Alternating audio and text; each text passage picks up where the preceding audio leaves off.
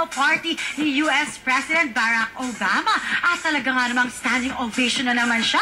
Lahat ng mga sikat nakasama na niya. At talagang proud na proud kami sa kanya dahil isa siyang kapamilya at talaga nga namang isang wawawi baby.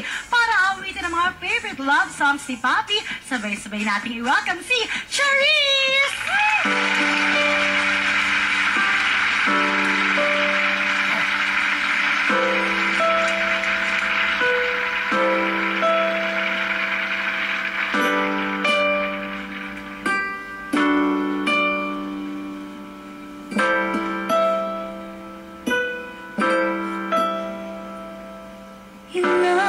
Ulit mo pa itinatanong sa'kin kung babasag hanggang saan, hanggang kailan magtatagal ang ating pagmamahal. Hanggang hindi pa ako naririnig dito sa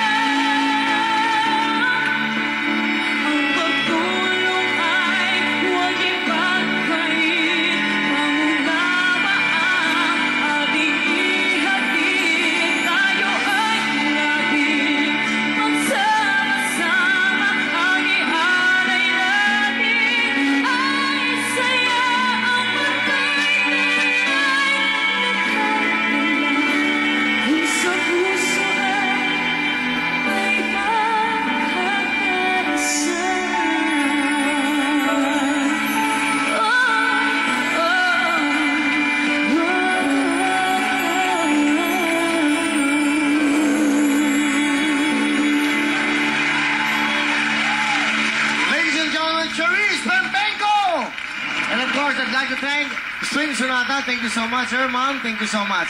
Wow. Ito si Chalisoy, parang kapatid ko. Every time nag-abroad kami, lumalabas po ako, lagi pong available ang Charis Pempenko. Tinatawag ko pa lang ang pangalan, standing ovation na. Alam nyo, dapat, di ba, binibigyan ng karangalan ng batang ito. Hindi lang sa sports tayo nakatugon, sa entertainment. Dahil ang mga nakakatabi ng batang ito, hindi basta-basta. Celine Dion, napanood ko yung CD niya eh. Napanood ko yung guest niya, no? Ni David Foster, no? Alam mo, dalawa lang po ang standing ovation doon. Si Andrea Bocelli at si Charis Pempenko. Panoodin nyo, ako nagsasabi sa inyo, Charis, naluha ako nung pinapanood ko. Tumatayo ako, pumapalakpak ako dahil sobrang sarap ng feeling pag isang kababayan mo umaangat. Sa sports, Manny Pacquiao. Entertainment, Charis Pempenko. Charis, thank you. Ano gusto mo sabihin, Charis? Siyempre, gusto kong magpasalamat sa lahat ng mga nanonood po ngayon dito. Na-inspired po talaga ako every time na nagpo-perform ako sa harap niyo. Of course, sa lahat ng nanonood, TFC, hello po sa inyong lahat. Maraming salamat po sa lagi niyong pag-support sa Wawawi at syempre sa akin po. Syempre sa lahat ng fans ko, maraming salamat. Thank you po. Syempre sa lahat ng tumulong sa akin. Of course, ABS-CBN, Kyo Willie, thank you very much. Of course. Naku. Wawawi. Wow, alam mo, sobrang proud Yes, syempre po, Star Records, si Tito Michael Gerfinkel, si Miss Millie Gerfinkel, lahat ng mga taong tumulong sa akin, maraming salamat. Alam mo yung nag-guest ko siya sa Las Vegas kay David Foster. Si Oprah mismo ang tumawag kay David